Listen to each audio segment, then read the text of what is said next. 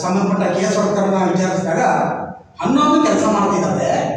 ಇನ್ನು 25 ಈಗಾಗಲೇ ಟೆಂಡರನ್ನು ಕರೆದಿದ್ದೀವಿ. ಟೆಂಡರ್ ಕರೆದ್ರೆ ಅವ್ರು ಬಂದು ಸರಿ ಮಾಡಬೇಕು ಅನ್ನೋದನ್ನ ಶಾಸಕರು ಕೂಡ ಏನು ಮೀಟಿಂಗ್ ಮಾಡಿದ್ದಾರೆ ಅಂತ ಹೇಳಿದ್ರು. ಆದರೆ ಶಾಸಕರು ಪ್ರತಿ ವರ್ಷ ಇದೇ ಸಮಸ್ಯೆ 3 ವರ್ಷ ಈಗ ಅವ್ರಿಗೆ ರಿಪೇರಿ ಟೆಂಡರ್ ಕರೀತಾನೆ ಇದ್ದಾರೆ, ರಿಪೇರಿ ಮಾಡಿಸ್ತಾನೆ ಇದ್ದಾರೆ. ನಿಜವಾಗಿಲ್ಲ. ಇಲ್ಲಿ ಪತ್ರಿಕಾಗೋಷ್ಠಿ ಅಥವಾ ಪೇಪರ್ಗೆ ಬರಲಿ ಅಂತ ಹೇಳಿ ಅಧಿಕಾರಿಗಳ ಸಭೆ ಮಾಡೋದಲ್ಲ, ಅದನ್ನು ಸಂಬಂಧಪಟ್ಟ ಅಧಿಕಾರಿಗಳ ಹತ್ರ ಮೇಲ್ಮಟ್ಟಕ್ಕೆ ತಗೊಂಡೋಗಿ ಒಂದು ಏನು ಅವರ ಉನ್ನತ ಮಟ್ಟದ ಸಭೆಯಲ್ಲಿ ಹೋಗಿ ಮಾತನಾಡಿ ಅದನ್ನು ಪಾಲನೆ ಮಾಡ್ತಾರೆ ಸರ್. ಬರೇ ಪತ್ರಿಕೆಯಲ್ಲಿ ಶಾಸಕರು ಪತ್ರಿಕಾಗೋಷ್ಠಿ ಕರೆದರು, ಮೀಟಿಂಗ್ ಮಾಡಿದ್ರು, ಸಭೆಗಳನ್ನು ಮಾಡಿದರು ಅನ್ನೋದಕ್ಕಿಂತ ಅದನ್ನು ಮಾಡಬೇಕು. ಹೀಗಾದರೆ ರೈತರಿಗೆ ಬರ್ತಾರೆ, ರೈತರಿಗೆ ನಾವು ನೇರವಾಗಿ ಅನ್ಯಾಯ ಮಾಡ್ತಾರೆ ನಮ್ಮ ಶಾಸಕರು ಅಂತೇಳಿ ಇದಕ್ಕೆ ಇಷ್ಟಪಡ್ತಾರೆ. ಅದು ಆಗಬೇಕು. ಹೀಗಾಗಿ ಹಳೆದನ್ನು ಕೂಡ ತರಬೇಕು. ಇದಕ್ಕೆ ಇವರು ಕೇಂದ್ರ ಸರ್ಕಾರವನ್ನು ದೂರ್ತಾರೆ, ಬೆಳೆ ವಿಮೆ ಅವ್ರು ಕೊಡೋದು ಅಂತೇಳಿ. ಆದರೆ ಇಲ್ಲಿ ಇರ್ತಕ್ಕಂಥ ಕೆಲಸ ಮಾಡೋದು ಕೇಂದ್ರ ಸರ್ಕಾರದ ನೌಕರರ, ರಾಜ್ಯ ಸರ್ಕಾರಿ ನೌಕರರೇ ಈ ಕೆಲಸ ಮಾಡೋದು. ಅದನ್ನು ಮಾಡಬೇಕಲ್ಲ. ಇದಕ್ಕೆ ಸಂಬಂಧಪಟ್ಟಂಗೆ ಮೂಲಭೂತ ಸೌಕರ್ಯವನ್ನು ನಾವು 36 ಕೂಡ ಮಳೆ ಮಾಪನವನ್ನು ಒಟ್ಟಾಗಿ ಮಾಡಬೇಕು, ಅವು ಕೆಲಸ ಕಾರ್ಯನಿರ್ವಾಹಕ ಮಾಡಬೇಕು ಅಂತೇಳಿ ಶಾಸಕರಲ್ಲಿ ಆಗ್ರಹವನ್ನು ನಾನು ಮಾಡ್ತೇನೆ. ಮತ್ತು ಇನ್ನೊಂದು ಮುಖ್ಯವಾದ ಅಂಶ, KV ಮೆಸ್ಕಾಂ ಇದನ್ನು ಖಾಸಗೀಕರಣ ಮಾಡಲಿಕ್ಕೆ ಹೊರಟಿದೆ ಸರ್ಕಾರ ಅನ್ನೋದನ್ನು ನಾನು ಪತ್ರಿಕೆಯಲ್ಲಿ ನೋಡಿದೆ. ಕೆಲವೊಂದಿಷ್ಟು ನಮ್ಮ ರೈತ ಸಂಘದವರು ಅವರಿಗೂ ಅಲ್ಲಿ ಮಾತಾಡಿದ್ದಾರೆ. ಆದರೆ ಇದರಿಂದ ಅವರೇನು ಹೇಳ್ತಾರೆ, ಖಾಸಗೀಕರಣ ಮಾಡಿದ್ರೆ ಇದಕ್ಕಿಂತ ಒಳ್ಳೆಯ ಸರ್ವಿಸನ್ನು ಕೊಡ್ತಾರೆ, ತುಂಬ ಆಟೋಮೆಟಿಕ್ಲಿ ಬರ್ತಾರೆ ಅಂತ. ಅದರ ಜೊತೆಗೆ ರೈತರಿಗೆ ನೇರವಾಗಿ ಅದರಲ್ಲಿ ತೊಂದರೆ ಆಗ್ತದೆ. ಏನಪ್ಪ ಅಂತಂದರೆ ಈಗೇ ಒಂದು ಟ್ರಾನ್ಸ್ಫಾರ್ಮರ್ ತರಬೇಕು, ಟ್ರಾನ್ಸ್ಫಾರ್ಮರ್ನ ರೈತ ಒಬ್ಬ ಹಾಕ್ಬೇಕಂದ್ರೆ 3 ರಿಂದ 4 ಲಕ್ಷ. ಆವಾಗ ಎಷ್ಟಾಗ್ಬೋದು? ಇನ್ನೂ ಜಾಸ್ತಿ ಆಗುತ್ತೆ.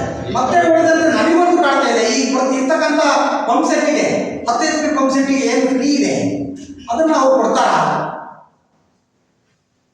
ಒಂದಿಷ್ಟು ಸವಲತ್ತುಗಳನ್ನ ಕಿತ್ಕೊಳ್ತಾರೆ. ಅವ್ರು ಹೇಳೋದು ಅದನ್ನ ಅವ್ರು ಹೇಗೆ ಸಮರ್ಥನೆ ಮಾಡ್ಕೊಳ್ತಾರೆ ಅಂದರೆ ಕರೆಕ್ಟಾಗಿ ಸೇವೆ ಮಾಡ್ತಾರೆ. ಹಾಗೆ ಸರ್ಕಾರ ಅಂತ ನಿಮ್ಮ ಹತ್ರ ಆಗಲ್ಲ ಅಂದಮೇಲೆ ಎಲ್ಲ ರಾಜೀನಾಮೆ ಕೊಡೋದು ಭಾಳ ಒಳ್ಳೆಯದು. ನಮ್ಮ ಶಾಸಕರು ಸೇರಿ ರಾಜೀನಾಮೆ ಕೊಟ್ಟು ಸರ್ಕಾರ ಬರ್ಖಾಸ್ತು ಮಾಡೋದು ಒಳ್ಳೆಯದು ಅಂತ ನಾನು ಅಭಿಪ್ರಾಯ ಮಾಡ್ತೇನೆ.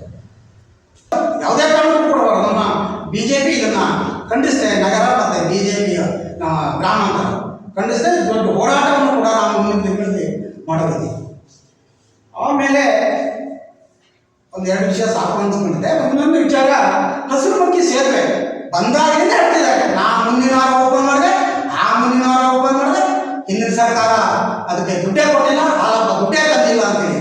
ಹಾಲಪ್ಪನವ್ರು ದುಡ್ಡು ತಂದಿಲ್ಲ ಅನ್ನೋದಕ್ಕಿಂತ ಮುಂಚೆ ಹಾಲಪ್ಪನವರು ನಿಮ್ಮ ಪತ್ರಿಕಾ ಮುಖಾಂತರ ಪರಿಷ್ಕರಣೆ ಕೊಟ್ಟಿದ್ದಾರೆ. ಅವೈಜ್ಞಾನಿಕವಾಗಿಯೂ ಕೂಡ ಅದೊಂದು ಇದು ಕ್ರಿಯಾಯೋಜನೆ ಆಗಿದ್ದು, ನೀರು ನಿಲ್ಲೋದ್ರ ಅಂತರವನ್ನು ನಮ್ಮ ಮಾಜಿ ಶಾಸಕ ಹಡ್ತಾಳ ಹಾಲಪ್ಪನವ್ರು ಹಿಡಿತಾರೆ.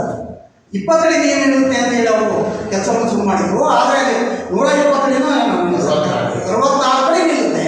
ಅದಕ್ಕೆ ಸಂಬಂಧಪಟ್ಟಾಗಿ ನಾನು ಆಮೇಲೆ ಕ್ರಿಯಾಯೋಜನೆಯನ್ನು ಬದಲಾವಣೆ ಮಾಡಿಕೊಟ್ಟು ಅದನ್ನು ದುಡ್ಡು ಕೊಟ್ಟಿದ್ದೀನಿ, 11 ಕೋಟಿ ತಂದಿದ್ದೀನಿ ಅಂತ ಹೇಳಿದ್ದಾರೆ. ಇವರು ಕೆಲಸ ನಿಲ್ಲಿಸ್ಬಿಟ್ಟಿದ್ದು ಹಾಲಪ್ಪ ಅಂತ ಹೇಳ್ತಾರೆ.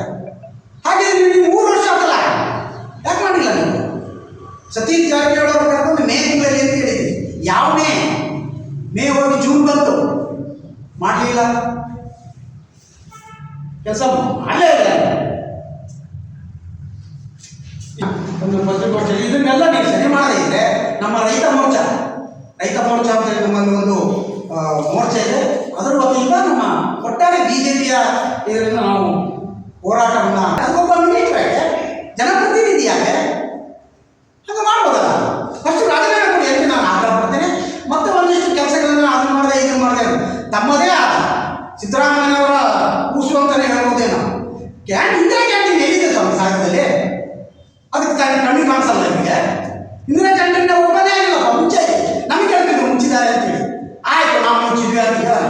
ಆದರೆ ಇವರು ಕೆಲಸ ಮಾಡ್ಬೇಕಲ್ಲ, ಅಲ್ಲೇ ಗೊತ್ತಾಗುತ್ತೆ ಇವರು ಕೆಲಸ ಮಾಡಿದ್ರೆ ಬರೀ ಭಾಷಣ ಒಂದೇ. ನಮಗೆ ದೂರಲ್ಲ, ನಮ್ಮ ವಿರೋಧ ಪಕ್ಷವನ್ನ ಅವ್ರು 1-2-3 ಜನ ಇಟ್ಕೊಂಡೆ ಪ್ರೆಸ್ ಮೀಟ್ ಮಾಡಿದ್ರು, ಅವ್ರ ಮುಖಾಂತರ ಹೇಳೋದು. ಮತ್ತೆ ಶಾಸಕರು ಮೊನ್ನೆ ಹೇಳಿದ್ರೆ ನಮ್ಮ MP ಅವರು ಬಂದಾಗ ಅಧಿಕಾರಿಗಳ ಸಭೆ ನಮ್ಮ ಅರಳಗೋಡಲ್ಲಿ ಜನಸ್ಪಂದನ ಕಾರ್ಯಕ್ರಮ ನಡೆಯಿತು. ಅದು ಅಧಿಕಾರಿಗಳು ತಾಕೀತು, ನಿಮ್ಮ ಯಾವುದೋ ಪತ್ರಿಕೆಯಲ್ಲೇ ನೋಡ್ತೇನೆ, ತಾಕೀತು ಮಾಡಿ ಅಧಿಕಾರಿಗಳು ನನ್ನ ಅನುಮತಿ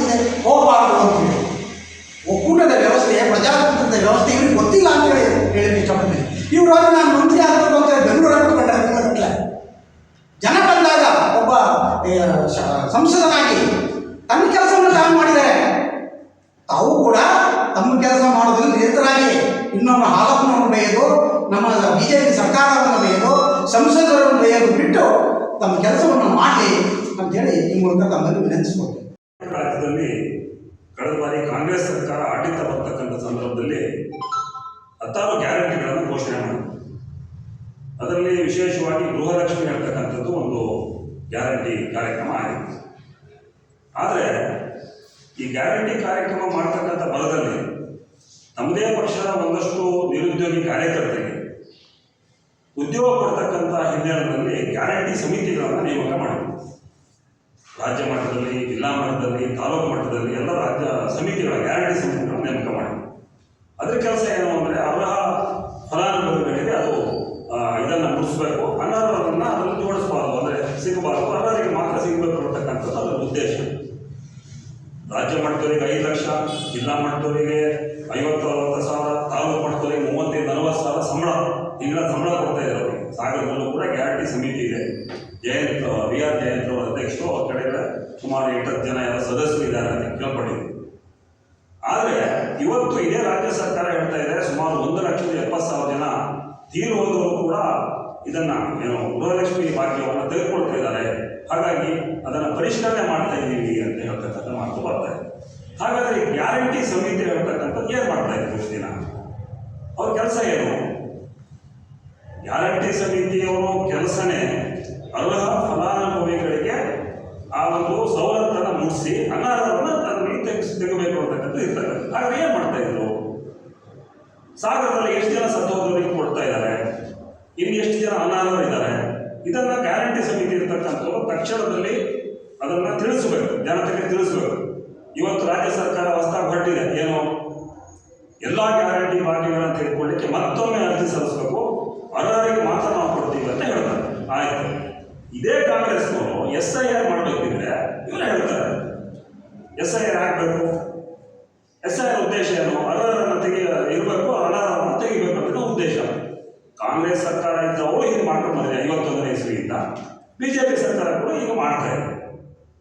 ಇದೇ ವಿಷಯವನ್ನ ಗೃಹಲಕ್ಷ್ಮಿಗೆ ಅಳವಡಿಕೆ ಮಾಡಲಿಕ್ಕೆ ಇವರು ಸಿದ್ಧರಿಲ್ಲ, SIR ಮಾತ್ರ ರದ್ದಾಗಬೇಕು ಅಂತ ಮಾತನ್ನು ಹೇಳ್ತಾ ಇದೆ. ಅಂದರೆ ಈ ದ್ವಂದ್ವ ನೀತಿಗಳು ಕಾಂಗ್ರೆಸ್ ಸರ್ಕಾರದ್ದು ನಡೀತಾ ಇದೆ. ಇದನ್ನು BJP ಉಗ್ರವಾಗಿ ಟೀಕಿಸುತ್ತೆ.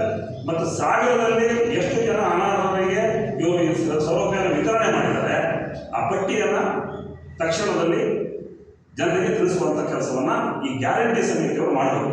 ಶಾಸಕರು ಅವರಿಗೆ ಸೂಚನೆಯನ್ನು ಕೊಡಬೇಕು.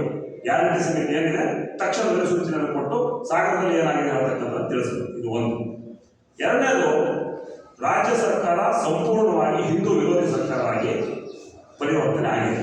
ಆದ್ರಿಂದ ಹಿಂದೂ ವಿರೋಧಿ ಸರ್ಕಾರ ಈಗಂತೂ ವಿಶೇಷವಾಗಿ ಹಿಂದೂಗಳನ್ನು ಈ 3 ವರ್ಷದ ಅವಧಿಯಲ್ಲಿ ಸಂಪೂರ್ಣವಾಗಿ ವಿರೋಧವನ್ನು ಮಾಡ್ತಾ ಬರ್ತಾ ಇದೆ. ಇದಕ್ಕೆ ಸ್ಪಷ್ಟ ಉದಾಹರಣೆ 2008ರಲ್ಲಿ ಮಾನ್ಯ ಯಡಿಯೂರಪ್ಪನವರು ಮುಖ್ಯಮಂತ್ರಿ ಆದರು. 13ನೇ ಇಸ್ವಿವರೆಗೂ BJP ಸರ್ಕಾರ ಆಡಳಿತವಿತ್ತು. ಆ ಎಲ್ಲ ಸಂದರ್ಭದಲ್ಲೂ ಕೂಡ ಎಲ್ಲ ಮಠಮಾನ್ಯಗಳಿಗೆ, ಮಂದಿರಗಳಿಗೆ, ವಿವಿಧ ಸಮಾಜಗಳಿಗೆ, ಸಮುದಾಯ ಭವನಕ್ಕೆ ಹಣವನ್ನು, ಅನುದಾನವನ್ನು ದೊಡ್ಡ ಮಟ್ಟದಲ್ಲಿ 50 ಲಕ್ಷದಿಂದ 2 ಕೋಟಿ 5 ಕೋಟಿವರೆಗೂ ಕೂಡ ಕೊಟ್ಟಿದ್ದು ನೋಡಿ. ಹಾಗಾದರೆ ಹಿಂದೆ ಆ ದುಡ್ಡು ಎಲ್ಲಿತ್ತು, ಎಲ್ಲಿ ಹೋಗ್ತಾ ಇತ್ತು ಗೊತ್ತಿಲ್ಲ. ಅಂದರೆ BJP ಸರ್ಕಾರ ಬಂದಾಗ ಮಾತ್ರ ಎಲ್ಲರನ್ನೂ ಕೂಡ ಅನುದಾನವನ್ನು ಕೊಡು. 2013ರಿಂದ 2018ರವರೆಗೆ ಮಾನ್ಯ ಸಿದ್ದರಾಮಯ್ಯ ಮುಖ್ಯಮಂತ್ರಿ ಆದರು. ಆ ಸಂದರ್ಭದಲ್ಲಿ ಒಂದೇ ₹1 ಕೂಡ ರಾಜ್ಯ ಸರ್ಕಾರ ಯಾವುದೇ ಸಮುದಾಯಗಳಿಗೆ ಕೊಡಲಿಲ್ಲ. ಹಾಗಾದ್ರೆ ಆ ದುಡ್ಡು ಎಲ್ಲ ಹೋಯ್ತು ಅಂತ ಹೇಳ್ತಕ್ಕಂಥ ಇದುವರೆಗೂ ಗೊತ್ತಿಲ್ಲ. ಮತ್ತೆ ಯಾವಾಗ 2019ರಿಂದ 2023ರವರೆಗೆ BJP ಸರ್ಕಾರ ಯಡಿಯೂರಪ್ಪನವರು ಬೊಮ್ಮಾಯಿಯವರು ಮುಖ್ಯಮಂತ್ರಿ ಆದರು. ಮತ್ತೆ ಎಲ್ಲ ಸಮುದಾಯ ಭವನಗಳಿಗೆ, ಎಲ್ಲ ಸಮಾಜಗಳಿಗೆ ಹಣವನ್ನು BJP ಸರ್ಕಾರ ಕೊಡ್ತು. ಆದರೆ ಈಗ 2023ರಿಂದ 2026 3 ವರ್ಷ ಆಯಿತು, ಒಂದೇ ₹1 ಕೂಡ ಸಾಗರ ಅಂತ ಮಾತ್ರ ಅಲ್ಲ, ಎಲ್ಲ 224 ಕ್ಷೇತ್ರಗಳಲ್ಲಿ ಕಾಂಗ್ರೆಸ್ ಸರ್ಕಾರ ಒಂದೇ ₹1 ಹಿಂದೂ ಸಮಾಜಗಳಿಗೆ, ವಿವಿಧ ಸಮಾಜ, ವಿವಿಧ ಮತ ಮಂದಿರಗಳಿಗೆ ಒಂದೇ ₹1 ಚಿಕ್ಕಾಸನ್ನು ಕೂಡ ಇದುವರೆಗೆ ಕಾಂಗ್ರೆಸ್ ಸರ್ಕಾರ ಕೊಡಲಿಲ್ಲ. ಸ್ಪಷ್ಟವಾಗಿ ಗೋಚರಿಸ್ತಾ ಇದೆ ಹಿಂದೂ ವಿರೋಧಿ ಸರ್ಕಾರ ಅಂತ ಹೇಳಿ. ಇದನ್ನ ಭಾರತೀಯ ಜನತಾ ಪಾರ್ಟಿ ಉಗ್ರವಾಗಿ ಖಂಡಿಸುತ್ತೆ. ಮತ್ತು ಆದಷ್ಟು ಶೀಘ್ರದಲ್ಲಿ ಯಾರು ಇವತ್ತು ಹಲವಾರು ಅತ್ಯಂತ ಆರ್ಥಿಕವಾಗಿ ಹಿಂದುಳಿದಿರ್ತಕ್ಕಂಥ ಸಮಾಜಗಳವರು ಬೇಡಿಕೆಯನ್ನು ಕೊಟ್ಟಿದ್ದಾರೆ, ಅವರಿಗೆ ಆ ಒಂದು ಅನುದಾನವನ್ನು ಬಿಡುಗಡೆ ಮಾಡಿ ಆ ಹಣ ಅವರಿಗೆ ತಲುಪುವ ಬಿಡುಗಡೆ ಮಾಡಿದ ಕೇವಲ ನಾವು ಘೋಷಣೆ ಮಾಡ್ತಕ್ಕಂಥದ್ದು ಮಾತ್ರ ಮುಖ್ಯ ಅಲ್ಲ, ಅವ್ರಿಗೆ ಮುಟ್ತಕ್ಕಂಥ ಕೆಲಸ ಮಾಡಬೇಕು ಅಂತ ಹೇಳಿ ನಾನು ಈ ಸಂದರ್ಭದಲ್ಲಿ ವಿನಂತಿ ಮಾಡ್ತೀನಿ.